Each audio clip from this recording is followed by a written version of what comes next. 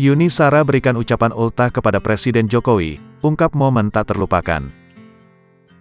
Yuni Shara berikan ucapan selamat ulang tahun kepada Presiden Jokowi. Seperti diketahui, Presiden Jokowi baru saja ulang tahun yang ke-62 tahun. Hari ulang tahun Presiden Jokowi itu jatuh pada hari ini, Rabu, tanggal 21 Juni tahun 2023. Dari unggahan akun Instagramnya Yuni Shara Rabu, tanggal 21 Juni tahun 2023, Yuni Shara mengunggah foto-fotonya bersama Presiden Jokowi. Di foto itu, Yuni tampak beberapa kali bertemu dengan sang presiden di Istana Negara dan acara-acara resmi. Keduanya terlihat akrab layaknya seorang kenalan.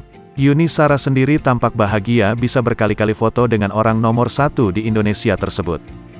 Tak sekadar mengucapkan, Yuni juga mengungkap momen tak terlupakan saat mendapat bantuan dari ayah Kaisang Pangarep.